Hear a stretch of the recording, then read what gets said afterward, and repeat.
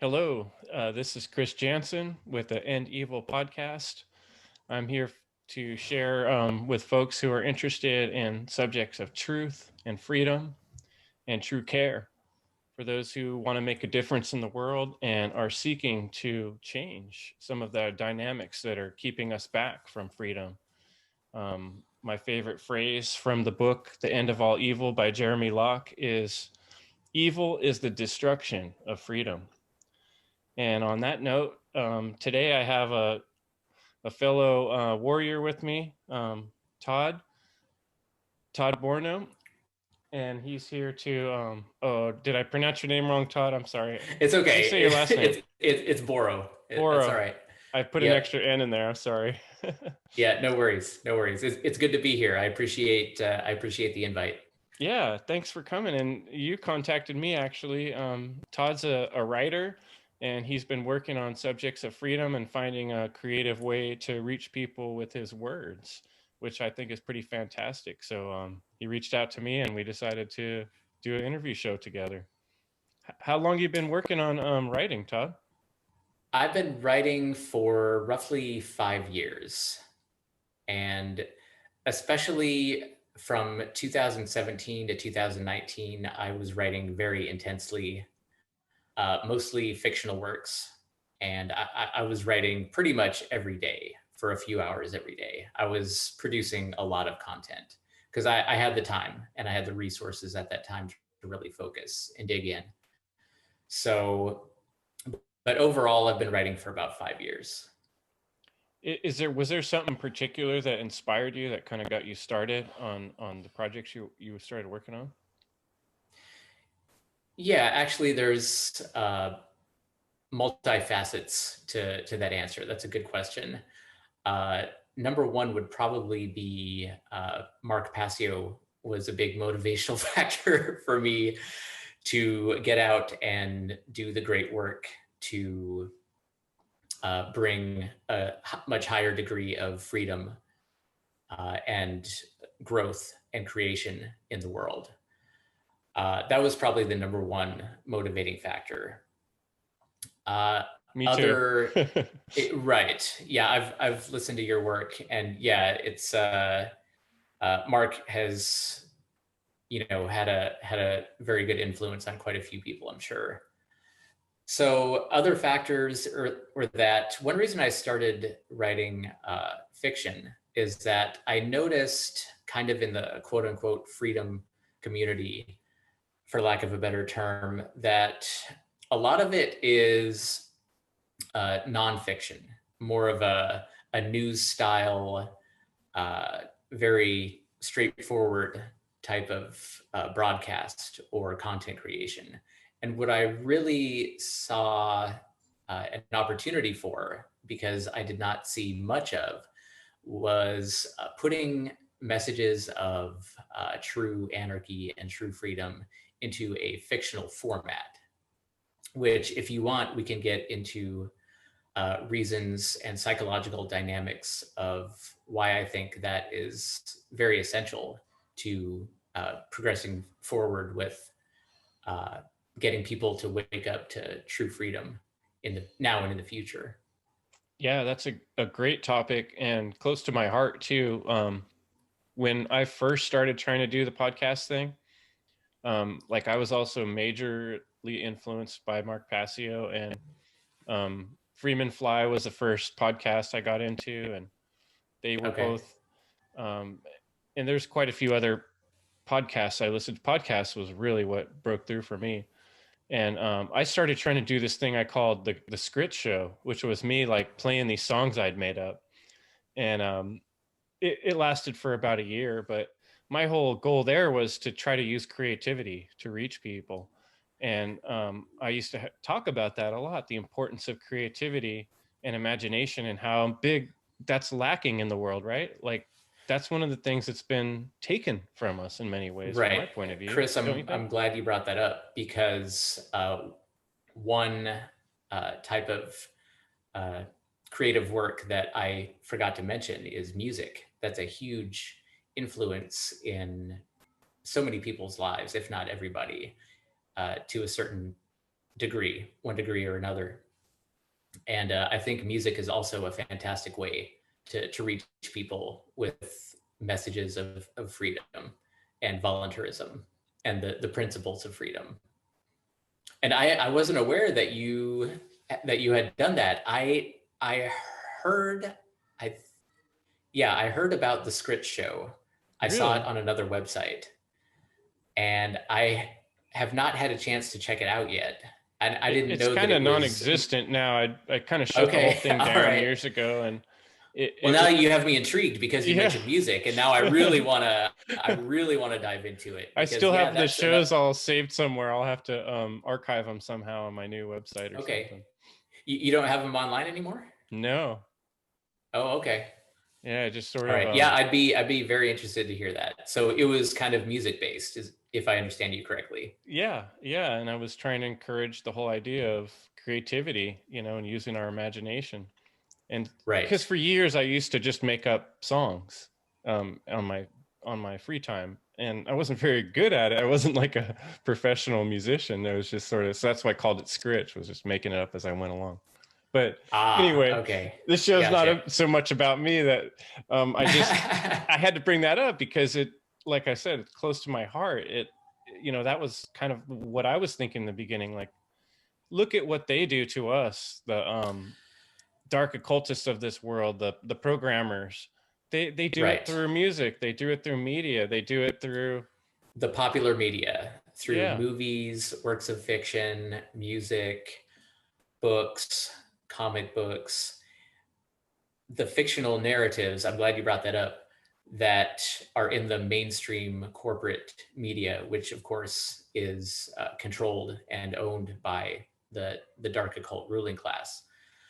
Uh, there are some common threads in those narratives that, through repetition and normalization of these narratives, one of which I'll go ahead and say is the belief in human authority, which of course we know, Chris, to be non-existent, to be completely false. Human authority does not exist over another human.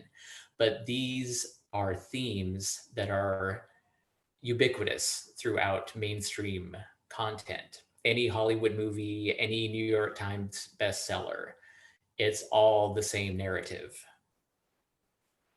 Where uh, the violent gang called government, they're the good guys, right? In all the Hollywood movies, and right, they're trying to save everyone's freedom when the exact opposite is the truth.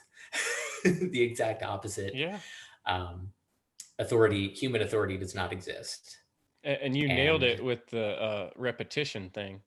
They just keep right, because it's doing everywhere. it It's again ubiquitous. and It really again, is. and that's one of the main what would you call it, uh, factors or parts of hypnotism. So I'm curious if you thought any more about the psychological, how does it work psychologically when people's minds are affected, or how does media Right. affect people in your Well, view? I think that through repetition, and it's been a while since I've read up on any psychology. I have read Edward Bernays before, but repetition is an important factor to get people accustomed and comfortable with an idea, for them to accept it as being normal, Mm-hmm. where they're kind of learning through osmosis. They're not really consciously thinking about it. They're just absorbing information. And much like, I mean, it's natural for us to do that in our environment. We are constantly absorbing information. But the thing is that if a false narrative is presented over and over, then eventually people come to accept it as being just a part of the normal environment, like anything else in the environment. Oh, Right. water exists, it's normal. The sun exists, it's normal. Oh, government exists, it's normal. Mm-hmm. So, Even like, to the no, point where, like, that's not what would normal, we and it's do? What not would we do without it? natural. That's Right, the yeah. point So, people are at. but that's the psychology of it. That's part of it. So that's one thing. That's one factor that went into my decision to create content with themes of truth and freedom and voluntarism, principles of freedom, and to not, or at least try to the best of my abilities to not use euphemisms, to use more clear and accurate language when describing something. For example, a cop. Instead of saying a cop, I might say an order follower in a costume. Something more accurate and kind of funny. It gets people's attention. Mm-hmm. And it's much closer to the truth than just calling them a cop or a police officer. You know what I mean? And words do have an important effect. Which words we use, people's mind go right to what they've seen on the media, for instance. So if you present it Absolutely. differently, then there's a possibility for a different way of looking at things. Right. Actually, now that you bring that up, I'm glad you did, Chris, because the first thing that comes to my mind when you say that is the incorrect connotations attached to the word anarchy in the popular media and in the news, because it's always the same. It's always the opposite of the truth. In the media, it's presented as being chaos and dangerous and disorderly, when that's actually false. We know that true anarchy just means without rulers, and it's very peaceful, and it means true freedom.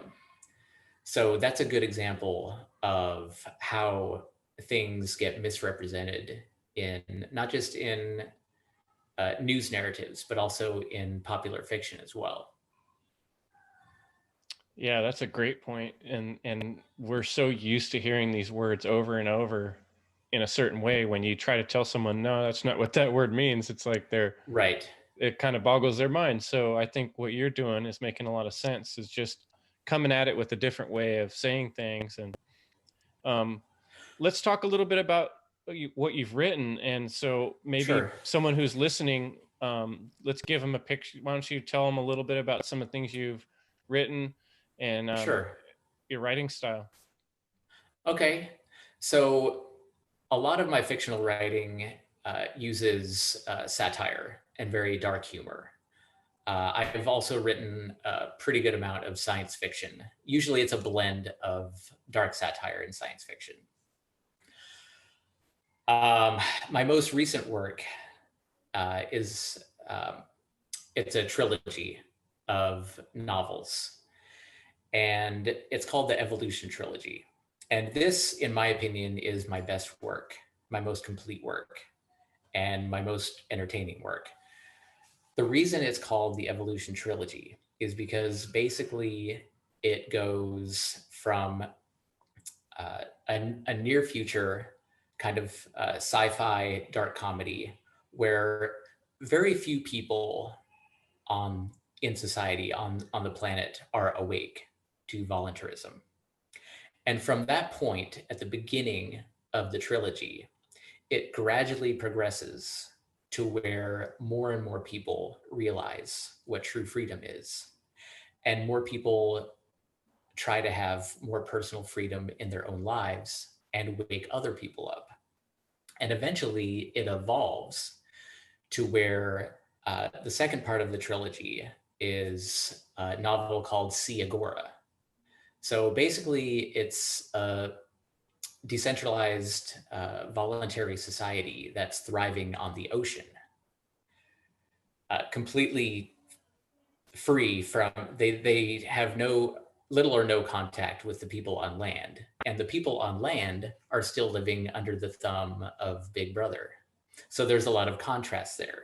So there's growth happening, more people are waking up and finding freedom on the ocean.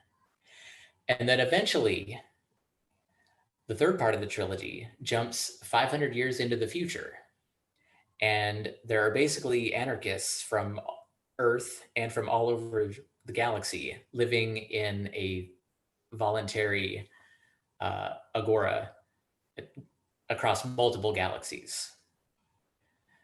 And so the reason I called it the Evolution Trilogy is because it shows the evolution of basically humans living in accordance with objective morality and the possibilities that it presents in so many ways, just the amount of freedom, and also uh, it can bring a greater amount of prosperity and possibilities for branching out into the stars. That's pretty exciting. It's something I've thought a lot about. Part of the frustration I get into, like you're talking about, like the word anarchy, when I try to talk to someone about it, is I feel like I'm trying to describe something that they have um, no concept of. Because we've grown up in such an, a situation of slavery, which that's hard for people to hear, but Right. that's the way we've lived. Our whole culture is based on this whole authority paradigm, this whole top down. And so you're trying to describe something to people that they've never experienced. And so you're trying to actually paint a picture of what would it be like? How could it happen?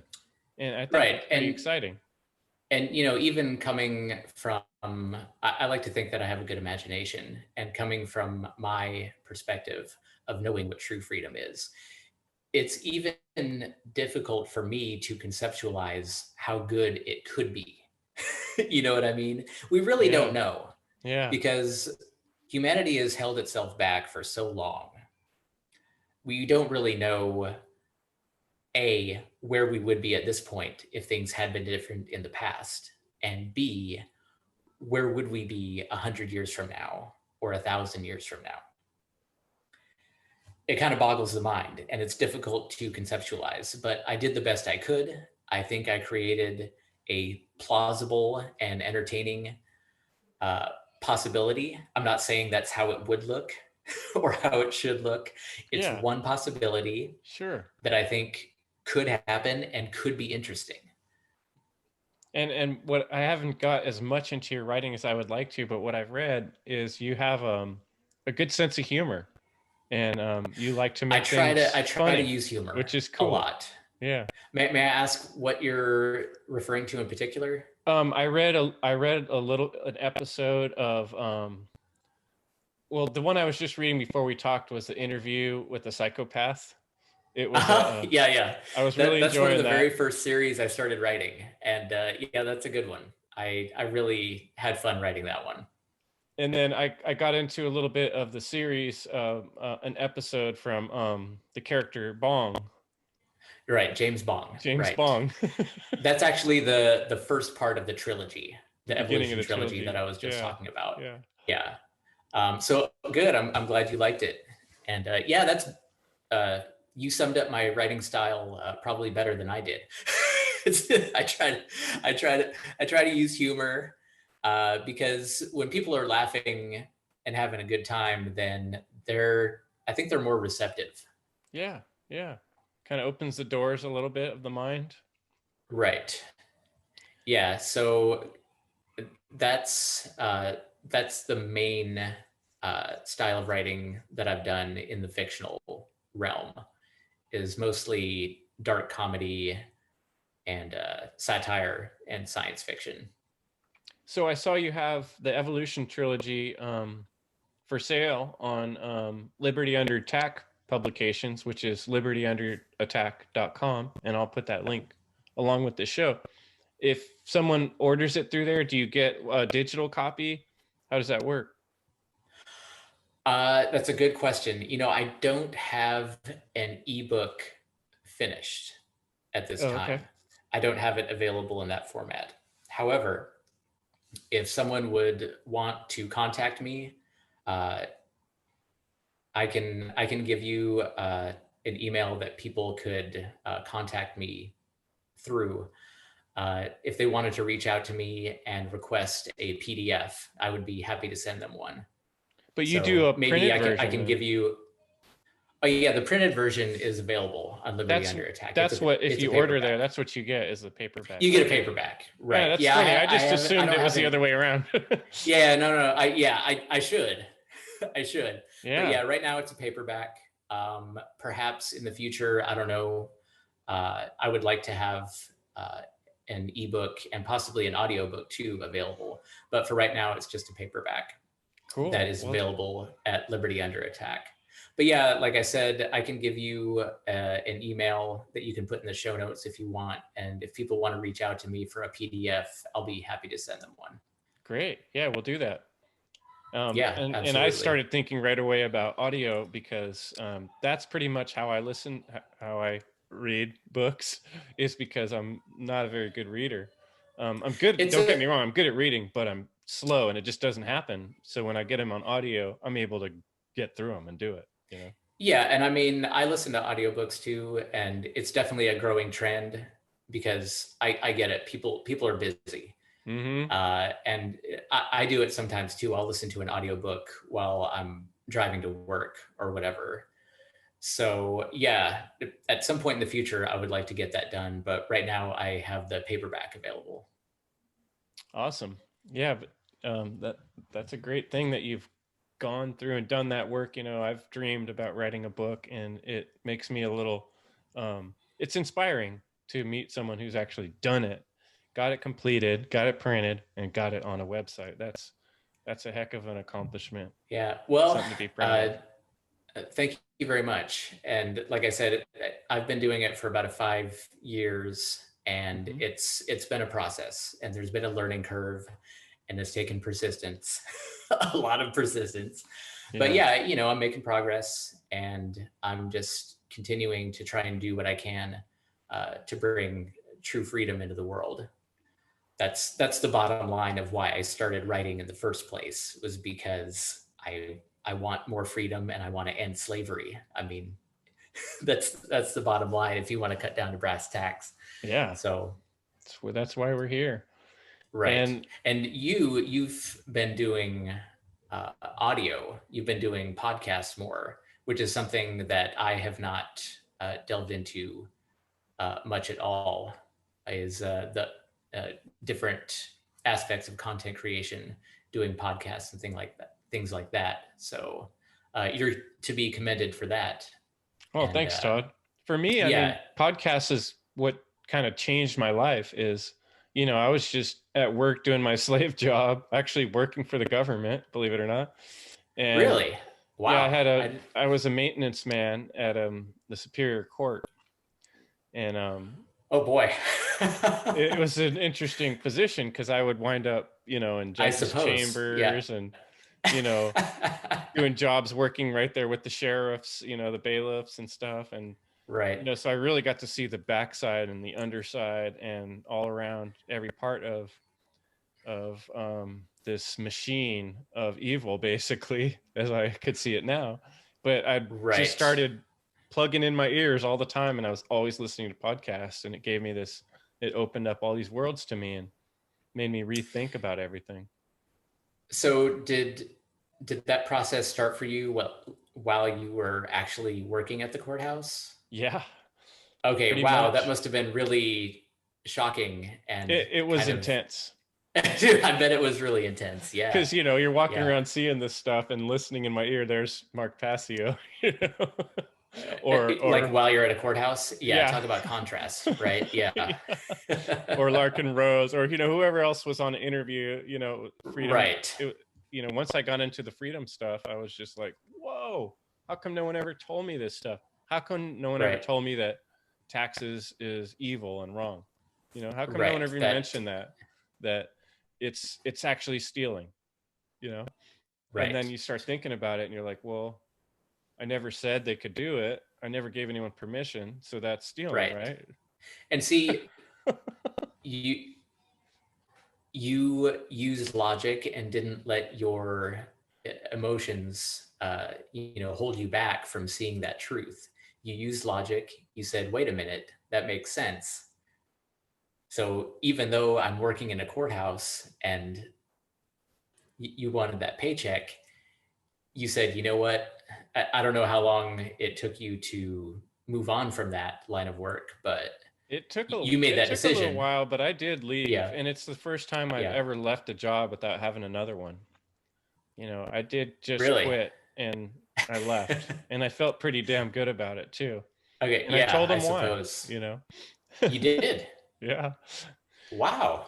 But one Well, of the things I was going through at the time too was also coming to this big realization about weather engineering, and that was mhm, one of the battles I was going through trying to explain to people about that, and that was kind of right. what cracked the door open. So I guess we all the door cracks open in different ways, and so I think the important takeaway here is if we're trying to reach other people, we never know what subject matter or which particular topic it is that's going to crack that door open for someone. So I really Yeah, like the idea of using creativity.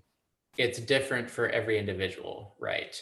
So yeah, that's one thing that I hope happens with my work is that someone's just going to be reading, oh, it's a science fiction novel. Great, I love science fiction. Yeah. They start reading it, and then a seed of liberty gets planted in their head. And it might not happen that day or that year, but at some point in the future, they might have that vague memory, you Oh, know, yeah. that gets back to them and they go, huh, wait a minute, where have I heard this before? Yeah. Oh, yeah, that makes sense. I remember that was in that book I read. And that's one goal that I really have with the content that I've produced up to this point. Well, I'm curious for you, like what were some of the things that kind of changed in your life that sort of guided you in the direction of starting getting curious about the freedom, um, volunteerism and such? What opened the door for you? That's a great question. And I'll go ahead and be very straightforward about this. It was a very long and I don't want to say painful process, but looking back on it, it took much longer. I'm almost ashamed to say it took me a lot longer than I think it should have. I don't know how long it took for you, but basically, I'll try to give you the short version of this story just to conserve on time. When I was around 20 or 21 years old, I started learning a little bit about the so called war on drugs. And that was kind of the first step into learning about things of this nature. But I mean, we're talking over 2 decades ago. I'm 42 now. And I mean, I just found out what natural law was about 5 years ago. Yeah, almost exactly 5 years ago in 2016. And it was a long time and a lot of podcasts and a lot of books in between uh, that it took me to get from point A to point B. To, I mean, I was probably what you might term a minarchist for, I don't know, 15 years or something ridiculous like that, which is kind of embarrassing to say now. But, everyone has uh, their own path to finding that truth. And mine was the longer and more arduous route, but I got there eventually. So Yeah. that's more that I can say for a lot of other people in the world who haven't quite reached that point yet. Well, that's a I don't know difficult, how long it took for you to. I get a little embarrassed too because when I think about it, like when September 11th occurred, I Yeah. knew right when it happened that Mhm. there was bullshit afoot. I had Right. no doubt. I never did. I never had any doubt that that was bullshitty. I remember talking to my good old friend immediately and being like, there's some kind of inside job going here. That's not how buildings blow up. They don't just fall apart when a plane, that's just ridiculous. You could see through it Yeah. And easily. so I Right. knew Okay. right then that there was, that it wasn't what they were saying on TV. But then it wasn't like till 10 years later when I really started getting curious and looking into Hmm. it. It was kind of like, I was kind of like, how come nobody's like figured out that that was bullshit yet? And Right. so I started doing a little research, and then that was what sent me down the rabbit holes. And 9/11 was sort of the trigger for me. And then it went from One of the that triggers. Yeah. to the Yeah. And I mean, chemtrails, and everyone's then, right. you know, Yeah. And, that was part of my, you mentioned the geoengineering with the chemtrails and so forth. yeah. And that was a big part of my process as well, was seeing that aspect of it. But I mean, And for me, eventually, that, yeah, I go think ahead. the psychological part of that was what made me have this realization was, okay, even if I'm wrong about these theories, what people call conspiracy theories, right? Even if I'm wrong Mhm. about them, one thing I know for sure is when I try to talk to people about these things, they're not being logical or reasonable. They're just shutting down on me. Right. It's like, it's not that they don't want to have, they don't want the truth either way. If I'm right or wrong, they don't want the subject. They're afraid of the subject. And that was what really kind of like made me go, wait a second, what's going on? The fear kicks in, Why can't and we talk about these things? Why right. can't we go back and forth and say, well, maybe, depends. Let's look at the facts. Let's look at the, you know. But Right. you start listening to these shows, or you start reading a book, you start learning about the Federal Reserve, and you start trying to explain someone what's going on, and you just get this total, like, basically, I don't want to talk about it, don't want to hear about it, don't want to know about it, and change the subject. And that was what Right. kind of made me go, whoa, I'm living in a different world than 99% Yeah. of the people around me. Yeah. And that it's unfortunate because the reaction that you're referring to, it's a form of fear-based emotional mind control, and people are just afraid that. I think part of it is laziness too, because if you realize something that important and that huge is going on, then you might feel that you have to do something about it. And a lot of Right. people just, unfortunately, they just want to live their life, go to work, watch TV, do do the routine. They're Yeah. comfortable in their routine, and they don't want to have the responsibility for uh, affecting change in the world, and for realizing what really is happening all around us. Which is a good point, a good time to bring up, a question that I asked, even from the time when I was like 13, 14, to people, and I've always been curious about, is what's important in life? What really does matter, you know? Right. So I'll ask you that question. What do you think?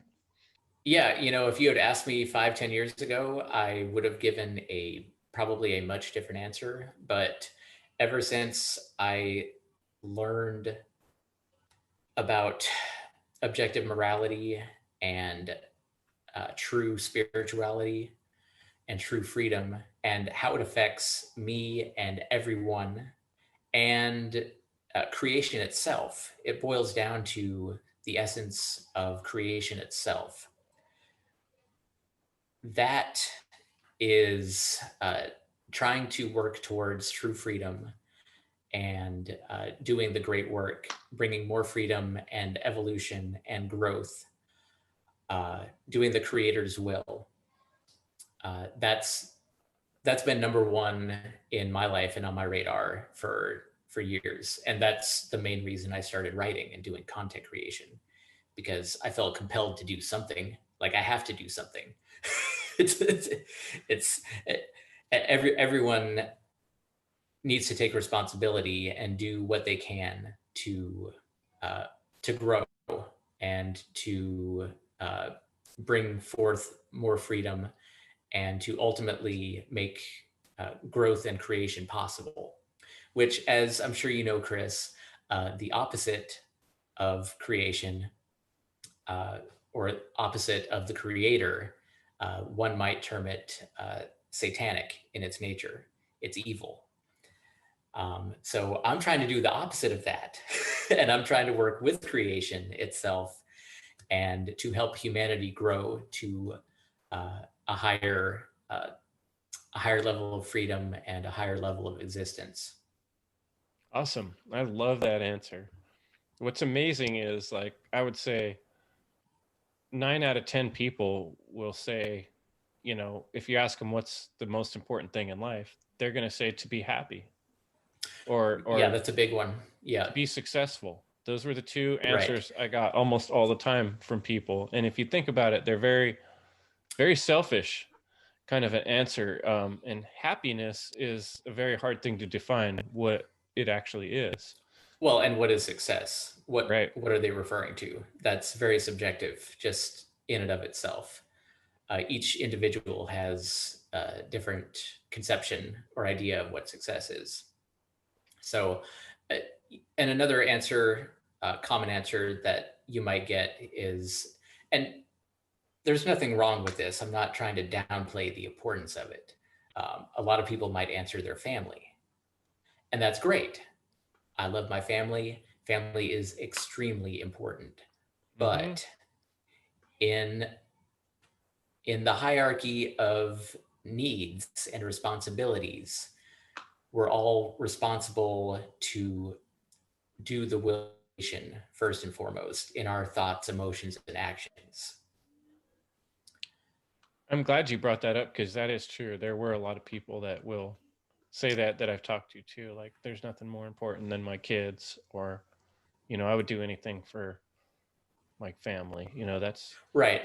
But, ironically enough, is that if people don't realize the truth that we're talking about of objective morality and how it affects all of us, then what they're doing is actually negative for their family if they don't understand how their actions are affecting themselves and the world around them. So it actually has negative consequences for themselves and their family, even though they might not be conscious of it. right. It's like, to give an example, maybe an order follower in a uniform, like a cop.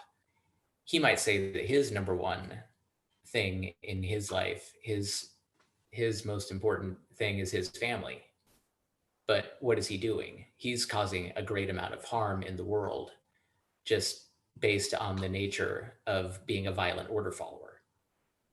So that's a huge contrast where you say, a cop might say one thing, he cares about his family, but then he's causing so much harm by his everyday actions.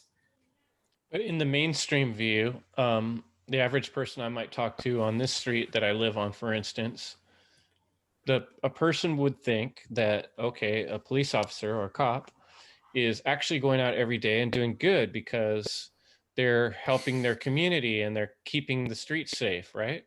And you can see that would be a standard answer that you can might see get, times yeah. when a police officer is doing something that seems pretty good. Maybe they're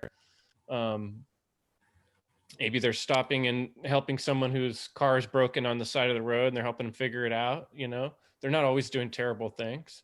What really makes it bad or evil? Well, that's what people struggle multiple with. reasons. What I think. It's funded by extortion. That's one of the biggest problems that I can see with it. Just to be very straightforward, the so-called government police forces are funded by extortion, euphemistically known as taxation. Stolen money. Yeah, exactly. And another aspect in that regard is that basically police, whether they are intending to or not, they're kind of coercing people all day to a certain degree. They're just driving around coercing people. Even if they're not interacting with someone face to face, even what happens when a cop passes by you when you're driving? People freeze up, nervous, they slow down, right? They change their behavior. Mm-hmm. He's having a fear, he's causing fear in those people, regardless of whether or not he's speaking to them or, trying to extort them face to face.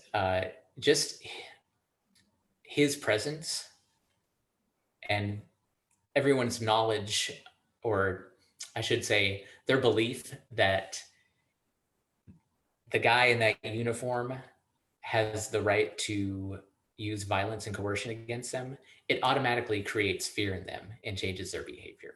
So that's another negative aspect to uh, government police. That's a good answer. And ultimately, that's what the solution is if you don't comply with the orders that are given by someone in this costume, right? That ultimately You're that's what going to has to happen. either get fined, so they're taking your money, more stealing, or put into a box, a prison of some sort, or Right. violently dealt with. So you don't get much of a choice. I remember actually we were talking about when I was a maintenance man at the court, Right. looking at these guys who are heavily armed and thinking to myself, why is it that that guy gets to be heavily armed, but if I were to have any of those weapons on me, I'd be a criminal, even if it Right. was for good purposes? What gives them that right? Well, it's given to them by authority. They have a special badge or a costume that proves that they're one of this gang, and because they have this magical costume on and they've been given this magical stamp of approval by these authorities, now all of a Right. sudden this person has a right to be armed to the teeth and I don't, even though we're both human beings who are born on this planet. And maybe I've been more virtuous than that person, maybe I'm better trained with weapons than that person, you never know. But someone who's called authority chooses what's right and what's wrong, and that's the part of it that's wrong. So how do we, what people struggle with is, without cops, how would we keep our neighborhood safe? So this is an Right. opportunity to employ a little imagination. How can you imagine a world where things would be safe not using violence and fear-based tactics? How would it be done? Right. That's a great question. And I don't think there's any one single answer other than that it would need to be voluntary and nonviolent. I can give you an example from the Evolution Trilogy I was where, hoping you would. yeah, basically in Sea Agora, what it amounts to is that the people living on the ocean, they have to defend themselves against order followers that they come across on the ocean, whether it be Navy ships, Coast Guard, drones, uh, and they have to defend themselves against that. And one way that they do it is through encrypted communications, where if, for example, one of them is coming across a violent order follower on a ship, maybe a Navy ship or something, other voluntarists that are on that same communication channel, they will come together to their aid and try to at least evade the the government ship, or if the government ship aggresses against any one of them, they will take the necessary measures to defend themselves. So it's kind of done in a decentralized manner. With a lot of high technology, I kind of have fun with and embellish the technology a little bit, trying to imagine what it could look like. We're talking about 50 years in the future from when we're having this conversation now, roughly 50 years in the future. So there's a lot of quantum encryption and 3D printed encrypted phones and lots of signals jamming and all sorts of cool techie stuff and techie tricks that a lot of anarchists employ in their defensive capabilities while living on the open ocean. So um, that's probably the best example that I can give you, and that's straight out of one of my books. And I might add that it took me a while to dream that up because it's really not easy to imagine because of the environment that we've grown up with. Yeah. And what makes it really tricky is we have so many people that have been put through trauma of all sorts because of the systems in place, that we have Yeah. a lot of people out there who are in really bad shape. And if you were to say implement a state of anarchy tomorrow, there's a lot of people that wouldn't be ready for the transition, and there would be Right. problems, and I think that's why a lot of people have a really hard time imagining what we're describing, because Right. they haven't really experienced any little part of it. But one thing you can point out is, day to day, there's not a police officer everywhere you go. Every time you get to a stop sign, there's not a police officer there making sure that you stopped. You know, most of their interactions with other human beings, they don't stop any crimes. they show up after a crime and right, and find, then pretend to care if you're lucky. yeah, And then that's the end of it. they basically make the problem worse from there on out by right, a bunch of extreme punishments that don't really get to the root of the problem. And most of our interactions day to day, we don't have anybody. It's all based on fear why you don't do these right. things, right? And you know what? The point you just brought up made me think of another related tangent, kind of along those lines. We were talking about earlier a little bit about how we can find more freedom in our own lives and taking right action just on a day-to-day basis for ourselves. And I am constantly trying to work on this, and I'm very far from where I want to be and where I need to be, but I'm consciously making an effort to get there. And what I'm getting at is that we have to take actions that are moral.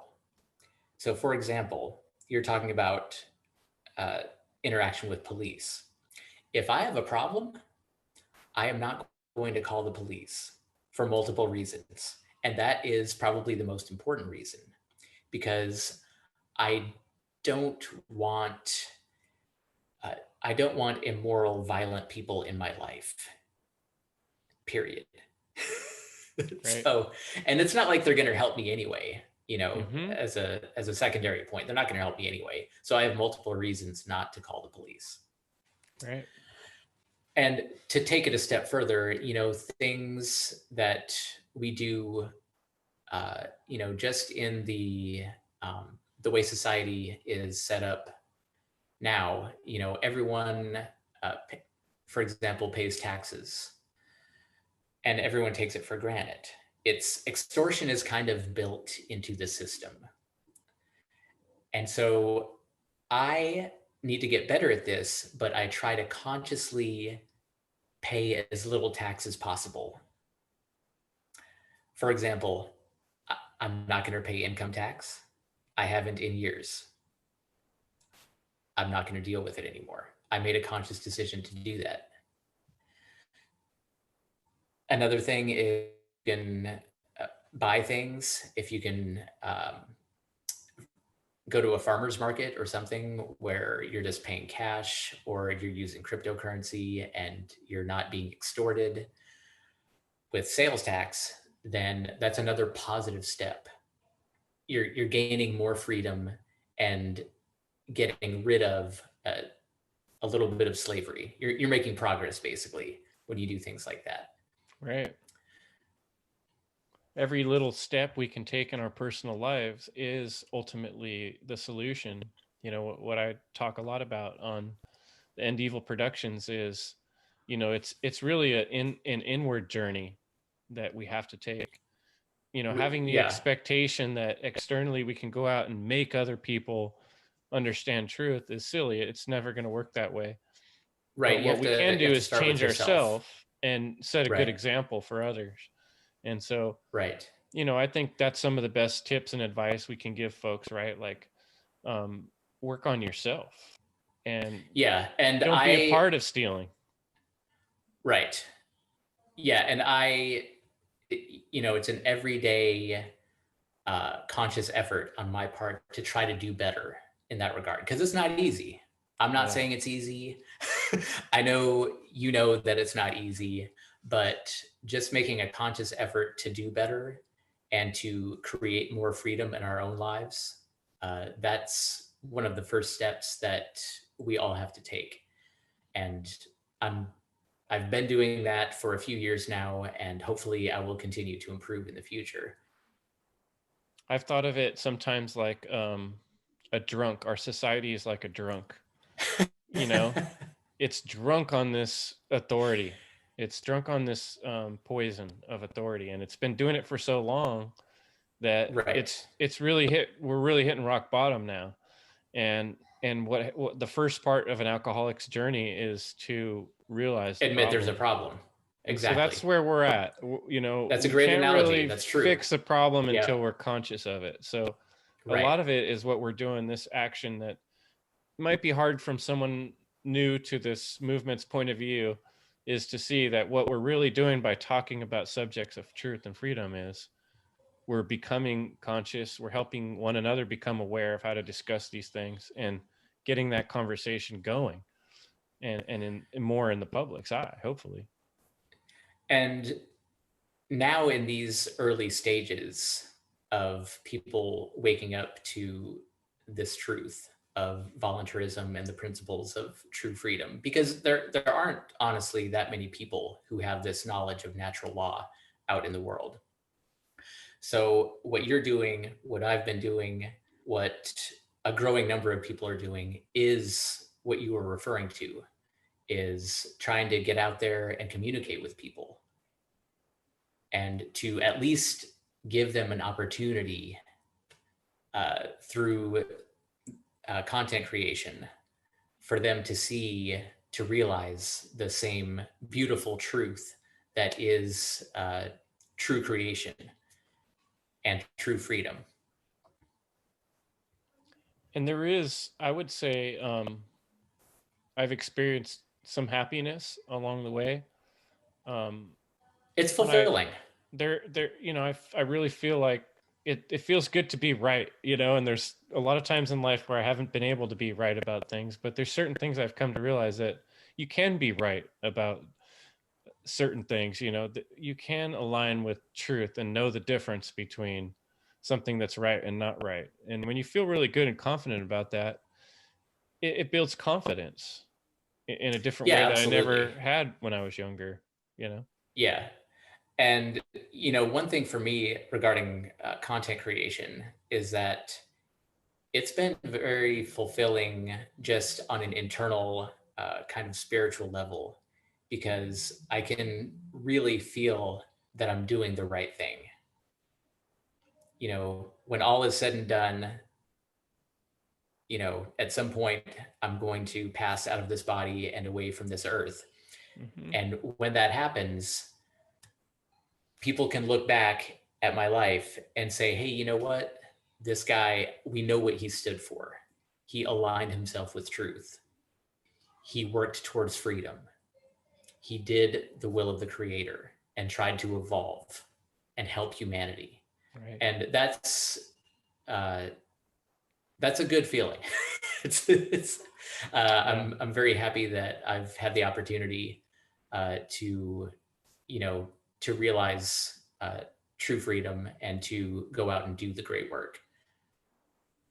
Yeah, and I'm glad to have found your work, and I'm looking forward to digging into it more.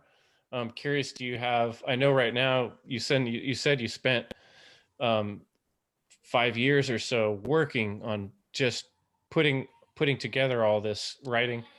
Right. Do you have another project you're working on now, or are you more concentrated now on promoting it, or has you got Yeah, something in the works? I was so focused on just creating as much content as possible while I had the opportunity. I had some time, I had some resources, and so to produce as much as I could while I had the opportunity. But now, really, I'm more focused on trying to promote the work that I have done. I don't really have anything in the works right now, although occasionally ideas pop into my head and I'm like, oh, I wish I had time to write this. But I've, due to my circumstances and a lot of what I have going on right now, I can't really do it at the moment, even though Okay. I do love it. Yeah, right now I'm just trying to focus on promoting what I've already done. Awesome. Well, I hope this show helps a little bit on that endeavor. You know, maybe a few more people a whole bunch more in the future will, see us having this great conversation and be inspired to go check out your work. So Absolutely. I want to thank you again for the opportunity. And I think did you check out my website? I just got a website up no, last what's the year. website? Let's talk to people about It's that. it's my name. It's toddborho.com. Okay. So maybe you can put a link in the show notes. I'll send you the link. Yeah, And Borho. But yeah, we'll put the link. correct. Todd Borho. Yeah. And I have a lot of free content on there. And I've also dabbled a little bit in doing some animations Oh, and awesome. a little bit of music that I did in the past. So there's a lot of interesting and free content on my website. And if they want to support me by getting a paperback, I have a link to Liberty Under Attack where they can get the Evolution Trilogy on there as well. Great. Right on. Yeah, I'll definitely, share those links along with wherever I post this. I'll post it on my website and put all the links right there underneath it. And Great. yeah, great conversation. And I'm really glad we connected tonight and get these ideas going and get my Absolutely. brain I going and was get my imagination going. Yeah, it feels really good to talk about these things and to have a good conversation like this. So yeah, thank you again for the opportunity. I enjoyed it.